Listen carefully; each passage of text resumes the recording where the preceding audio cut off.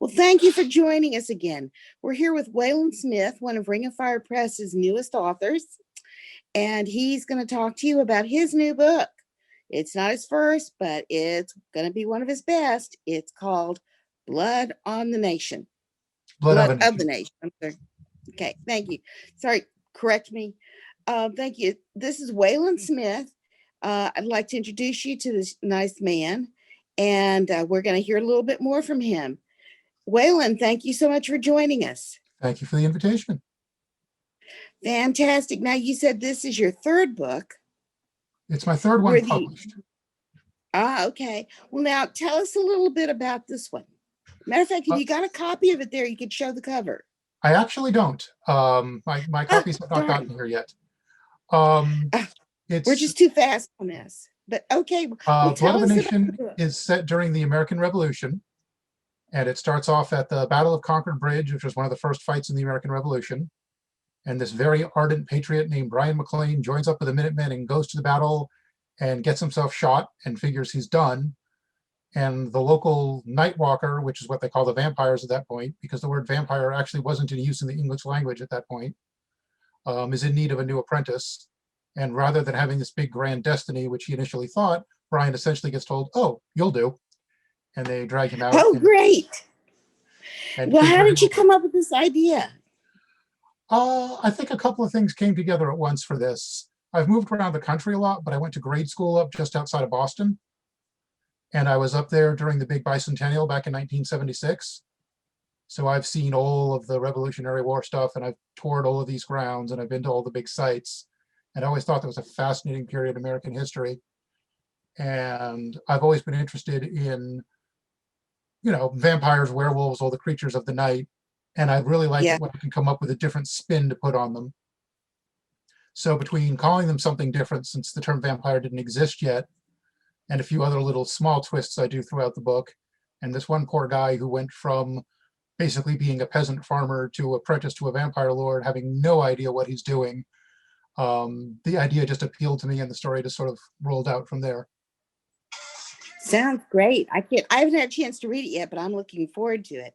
Is this your first vampire novel? I believe it's my first published vampire novel. One of my first writing credits ever, way back in the day, is I wrote a little bit for Vampire the Masquerade for White Wolf Game Studios. Mm-hmm. So my ties to vampires go back many, many years. But I think it is my first published vampire novel. I have one short story published about vampires, but this is the first novel. Fantastic. Now, what is it about this character that really draws you in and drew you in to write him? I think people look at vampires either of one of two ways these days. There's the more traditional, they're horrible blood-sucking monsters that kill everything. And then there's the more recent sort of fascination with them being these dark, twisted, romantic beings. And I've never really bought into either one. So he gets his own little entrance into the world, and he's trying to figure out what he's doing as he stumbles along. And I think probably everyone can relate to that. You know, first day on the new job. That's a good way to look at it. And then there's the vampire lord that he works for is a very sort of stern and demanding figure. And he's got 3 slightly lesser vampires that work for him, and they're all very different people. So Brian learns different things from all of them as he tries to figure out what in the world is going on. Fantastic. Is there going to be a sequel? Hopefully. I have ideas to a sequel for this one, and since vampires tend to be longer lived critters, I actually have 2 other books with some of the same characters in the same world, one set in the Old West and one set in 1980s Washington, D.C. Wow, we have a lot to look forward to. Hopefully. Very cool. Now, you said, I believe you've got another novel coming out with Ring of Fire Press soon. I do. That's called Tools of the Trade. And it's about this man who works as a house flipper. And he and his wife go around doing this together, and his wife gets killed by a drunk driver. And he is so lost and crushed and broken that he'll do anything. And he ends up signing a deal with this very powerful mystic force to act as their mortal agent in the world in order to get his revenge. But one of the twists is, at least initially, he doesn't remember what happens when he's working for them. Oh So he'll no. suddenly wake up, and it's sort of like coming off of a really nasty drinking binge. Oh And wow. as the book goes on, he starts to get a better idea of what's happening.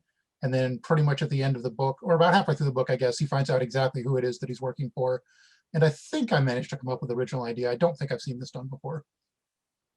But he also Well, keeps working as a, don't give us any oh, I spoilers. Don't won't. give us any spoilers But the reason he because I keeps can't working as wait a to home read it. flipper is because working by himself on his own schedule, if he loses a couple of days here and there, it doesn't really matter because he's not reporting to anybody else. Makes perfect sense. Now, where did that idea come from? I have no idea. It's just one of those things that popped into Cool. my head at one point. I've done some handyman stuff. I've done a little bit of homework and roofing and such, so I know how to do parts of that. And the other half of it, I'm not sure I can quite say where I got some of the idea without doing a fairly significant spoiler. So I did a Oh, twist on another don't do classic legend, I guess you could say. very cool. Very cool. I'm really looking forward to seeing that one too. Thank you. Now, how did you get into writing fiction? Have you been a fiction writer a long, long time?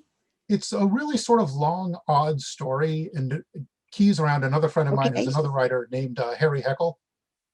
Mm-hmm. And Harry, I'm not sure quite fairly gives me complete credit for helping start his career because I got to introduce him to somebody else at the time who worked out really well for him. Mm-hmm. And then, must have been 12 years ago now, either to thank me or as vengeance, I'm not sure which, he pushed me into doing NaNoWriMo for the first time.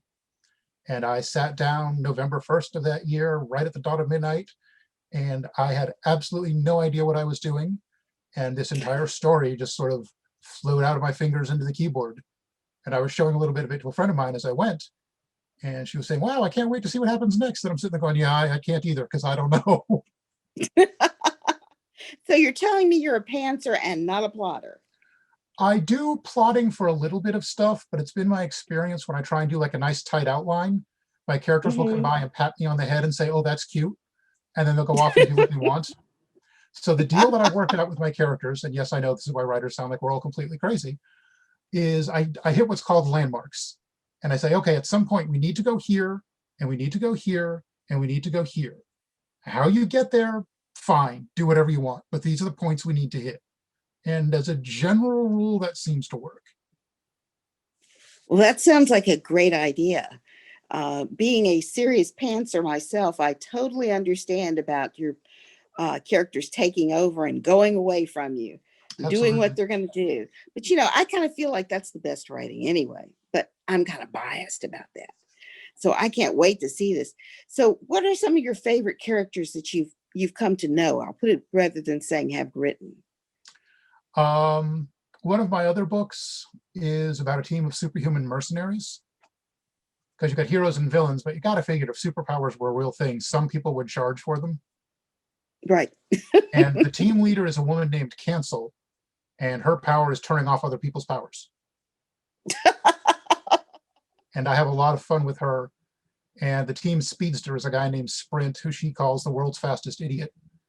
And watching those two try to work together entertains me greatly, at least. Hopefully, other people as well. Oh, fantastic. Fantastic. Well, I'm really, like I said, I'm really looking forward to getting into some of your writing. I Thank you. haven't had a chance yet, I must admit, but I am really looking forward to it. And now, how did you get connected with Ring of Fire Press? I met Eric Flint out at Writing Superstars, which is this Mm, incredibly unique.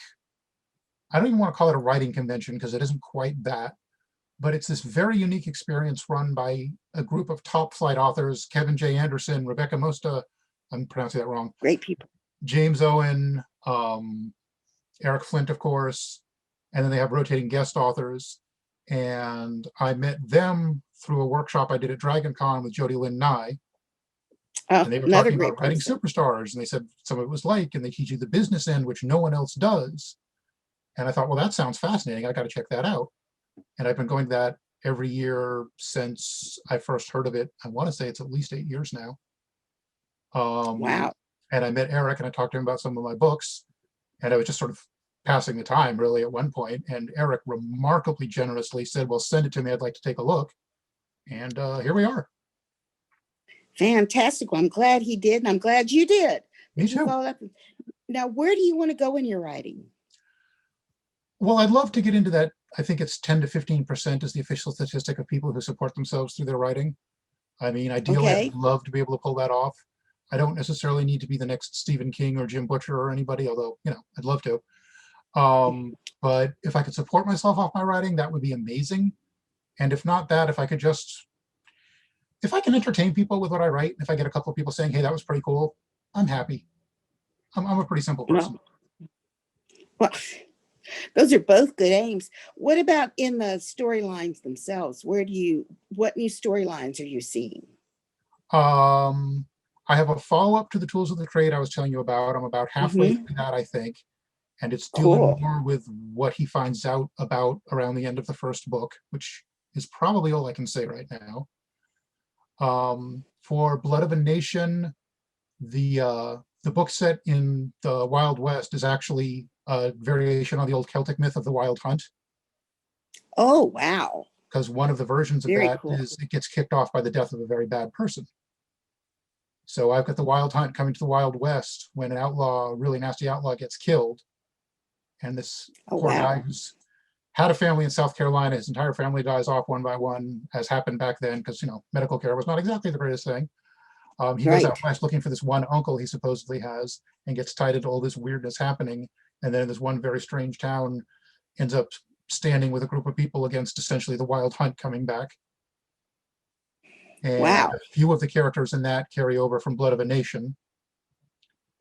And then the third one there in the 1980s Washington, D.C., this woman who has become a vampire hunter through personal tragedy finds out there's a lot more to the world than she thought there was. And there's this new threat that emerges that if it gets to do what it wants to do, will essentially erase magic from the world completely. That world will become the Wow. world we're living in right now. And she has to try and figure out for herself if that's a good thing or not, considering how much she hates vampires. Wow. Well, sounds like you got some great writing coming up. I hope you keep doing this now. Don't go wander off and do something else. We want to keep you in the writing fold. Got some Well, great I do what I ideas. can around my current job, but I usually have time to do a little bit of writing almost every day. Well, can I ask what your current job is, or is that super secret? I've been a deputy sheriff for about 18 and a half years. Wow. Okay. Well, bless your heart. I guess you learned quite a bit from that. Some Well, of my, thank you for your work. oh, thank you. Some of my writing, actually, the very first novel that I did came from stuff from the job directly. So you meet some really interesting people, and I've definitely gotten some story ideas from listening to things. Oh, I bet. That sounds great. What would you like readers to know about you as a writer that I haven't asked you about? There's a good question. I like to think I've got a decent sense of humor, and I hope I manage to at least occasionally come up with a few different spins on things. I think the combination of the Wild Hunt and the Wild West is a new one, for example.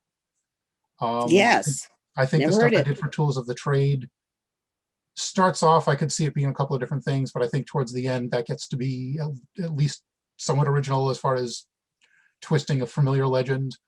I try and find ways to do something at least a little bit different with what people are doing. Oh, wow. No, that sounds really, really cool. And are you planning on right now, of course, we're all stuck inside of COVID, but after this is over, are you planning on getting out to some of the conventions and meeting some of your fans? This is 2020 was the first year, and I want to say 14 years I have not been to Dragon Con. So I'm Wow. very Well, eagerly looking forward to going back to that. Writing Superstars, fantastic. of course, those are my two definites every year. Um, Cool. I was at Mysticon this year, and that was the last thing I did right before everything shut down. So I'm hoping to go back there. Um, one of Cool. the most one of the most personally and professionally frustrating things to happen to me this year is I was scheduled to be one of the guests at RavenCon, and I was going to be Mm-hmm. on a panel about writing with Terry Brooks. Oh, and you had to miss that. Yeah, the whole convention got canceled. But Terry that Brooks is one of my absolute favorites. oh, me So too. Sort of he's a Shannara. wonderful man. Yeah, He's sort just of a Shannara was lovely, one of my lovely first man. ideas that, oh, there's still fantasy stuff going on. It's not just like they did Tolkien, they did Narnia, and that's it. Right. I ran across sort of Shannara. I Well, was like, okay, well, this is different. And that sort of led me into a lot more to reading fantasy, which eventually led to me writing it. Oh, very cool. Well, hopefully you'll get a chance to meet up with Terry, because he's a top-notch person. He's like Eric Flint. I've heard great There's a things number about of him. I'm really folks. looking forward to it. I think they're trying to reschedule all Mhm. that for next year. I hope that happens. Well, I do too. I do too. I've been to Raven Con, and actually that's where I met Terry. So I think must be a thing for Terry, bless I his heart. guess. And that speaks good for you too. They've got you paired up with him.